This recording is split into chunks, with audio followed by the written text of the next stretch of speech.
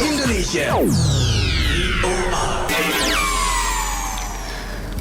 Well, listeners and viewers of Voice of Indonesia, today we have Bapak Teuku Fajasa, the Indonesian ambassador to Norway. And today we are going to talk and discuss about the energy and green economic cooperation between Indonesia and Norway. How are you, Pak Teuku Fajasa? We are okay. We are doing fine. What about you, Papane? I'm good, Pak. How's the weather in Norway, Pak? It's already cold. Well, it's getting cold. It's average now between 0 to 5 degrees Celsius. Sometimes it's below zero. So we're expecting to have snow snow flow very soon, perhaps within the coming days. Okay, so the winter is coming, yeah, Pak, yeah? Yes, sure. Yeah. It's coming. So today it's very dark. Mm-hmm. Well, it's a kind of weather that we normally experience during winter. November, December is very dark, and we only experience sunlight for maybe about 7 hours a day. Okay. Pak Teuku Fajasa, as we know that Indonesia and Norway have established their diplomatic relations since 75 years ago. So, in your assessment, in your opinion, so what are the most significant achievements of these bilateral partnerships, particularly in advancing sustainable development and green economy initiative? Please, Pak Teuku Fajasa. Well, thank you, Papan. Yes, we have a very strong and robust relation after 75 years. We are approaching 75 years in bilateral relation next year. And we can I would say that there are many issues that we can find a commonality of interest, including on the area of environment and energy sectors. This has become one of the strengths of the relation because the two sides see a lot of possibilities to further deepen the relations. Mm-hmm. I would say that only in 2022, the Ministry of Environment of the two sides signed an MOU and partnership in support of Indonesia's effort to reduce greenhouse gas emissions from forestry and other land use, we call it FOLU. So this is a very positive support given by the Norwegian government because it's a continuation of what has been agreed back in perhaps 2010 during President SBY presidency. So it's a continuity of focus on our two-side relation on the environment issues. Okay, we call it follow, as you mentioned, Pak Teuku Fajasa, right? So, the Indonesia follow, we are talking about follow. While we are talking about follow, the Indonesian follow Net Sync 2030 initiative has gained momentum. So, how is Norway supporting Indonesia in achieving this target of 2030? And what role does the International Tropical Peatland Center play in this context, Pak Fajasa? Yes, I mean, what we can say from the collaboration that we have with Norway, confidence shown by one of the champion of environments, countries like Norway, gave a credence to what we've been doing in our effort to preserve our forests and to deal with the issue of land degradation. So a vote of confidence from country like Norway is a positive thing for Indonesia. And in terms of financial support, up to today, I think they have contributed around 156 million for our efforts to reduce up to 32 million tons of carbon emission through effort to stop deforestation. The mechanism that agreed between Indonesia and Norway is what we call result-based assessment.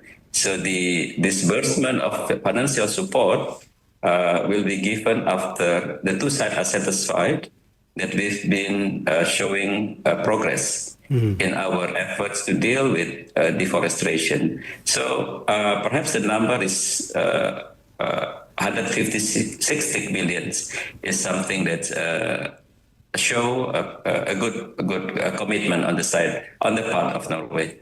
So 56 millions financial support. Is it correlated to the success of Indonesia in reducing the deforestation? Pak Teguh Wajasa, am I right for Well, that? correct. Yeah. The intention is to have an agreement with the two sides that show that we've made progress in our commitment to deal with the issue of deforestation, to maintaining our forests. But it is important to mention that only this year the Ministry of Forestry of Norway visited Indonesia and had the opportunity to visit one of the sites. I think it is in Sumatra, together with former minister at that time, Ibu Siti Nurbaya. And Indonesia showcased that we can at the same time manage our forestry, our forests, but also providing enough opportunity for people living around the forest to do some economic activities. So the challenge for Indonesia as a country with a big population is how to find the right balance in managing our forests, deal with the issue of deforestation, but at the same time also to provide economic opportunities for our nationals. So I think the message that we intend to project to the Norwegian government has gained some understanding and appreciation. Okay, so that's a challenge how to balance the preserve the forest and also at the same time make the people around the forest economy still alive. Okay, now Pa Jasa, is there any possibility from the 56 million support that we have got from the government of Norway will increase, just say in a few years, based on what the Indonesian government has done to its commitment for the deforestation, Pak Tengku Fajasa? Well, this is something that we need to see along the way, but at least from the continuity in the disbursement of their support, it's a show that the work, a kind of work relation that we have, what they call the result-based assessment, resulted in a clear commitment on their part to continue engaging Indonesia on the issue of forestry. I think the two countries look at this as a good model where developed countries can work closely with developing countries in preserving the forests. In a way, we can learn a lot from their experience also to deal with some challenge in mitigating the impact of climate in Norway. They are very much into the climate psyche, I would say. Young generation are very care about the climate issues, and it's become a political platform for many political parties to consistently pursue these sectors. This is the kind of level of interaction at the bilateral level show that we have no issues concerning how we see the importance of maintaining or preserving the forests and dealing with the climate change as part of our long-term commitment.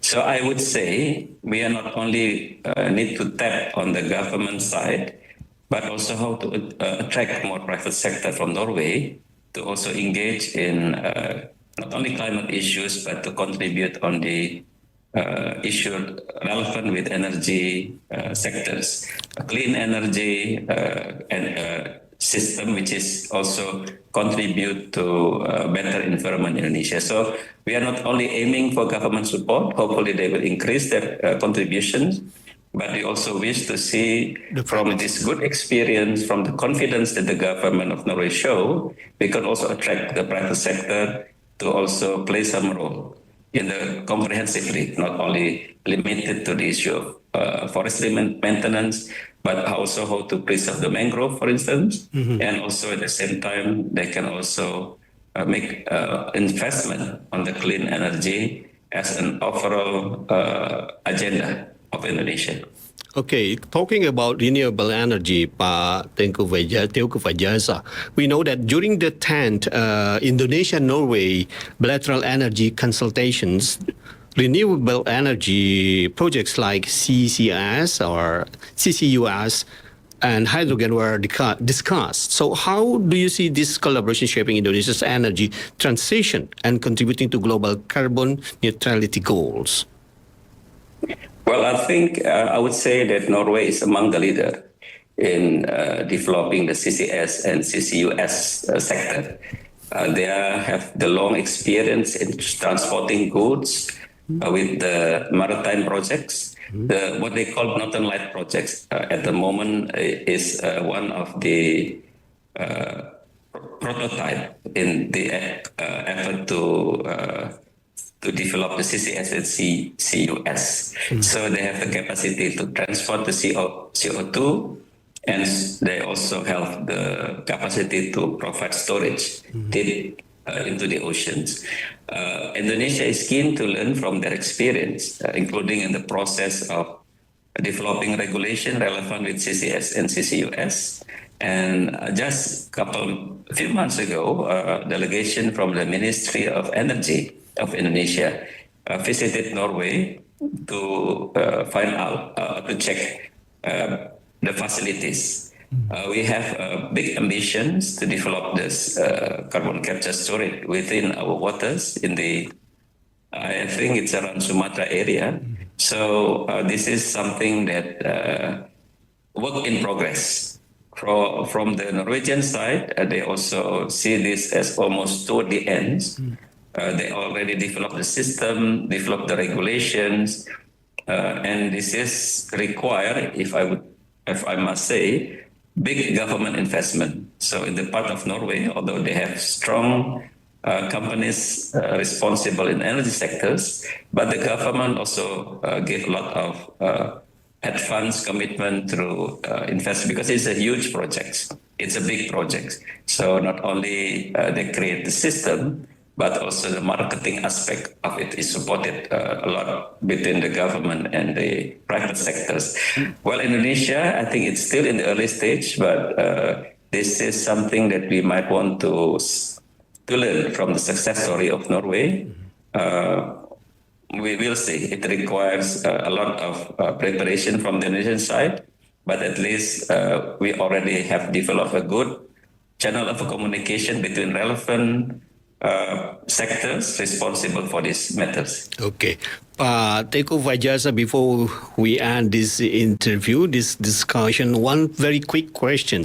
Yes, we are in the progress of developing cooperation in climate, renewable energy, but I also would like to know about the people-to-people contact, because Norway is an advanced country and Indonesia are going to be at that point. So what sort of people-to-people diplomacy has been done by the two countries?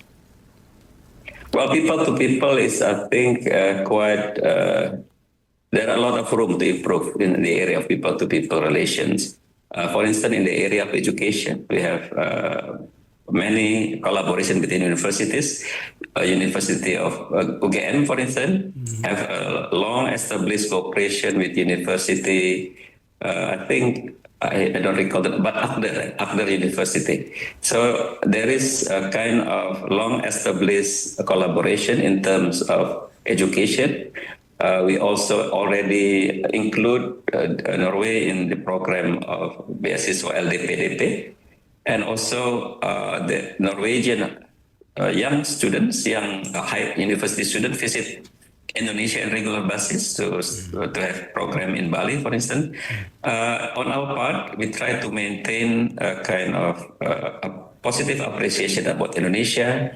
After long COVID, we again this year organized what we call Indonesian Festival, just to allow to put Indonesia back into the equation, into the interest of people. So last year, the theme is Indonesia Spice Up Oslo. We still look into how are we going to organize the festival next year, especially as you mentioned earlier, next year is our celebration of 75 bilateral relations. Okay. Teguh Vaijasa, actually, there are still some things that I would like to know during this interview, but we have a very limited time for that. I hope that we still have time for another conversation about the two countries' relationship. And thank you very much for your time, Pak Teguh Vaijasa, for this, interview with Voice of Indonesia. Thanks again, Pak Pane, for the opportunity, and my regards from all of us in the Embassy of Oslo for the team in Voice of Indonesia. Thank you very much. See you next time, Pak Teguh Vaijasa.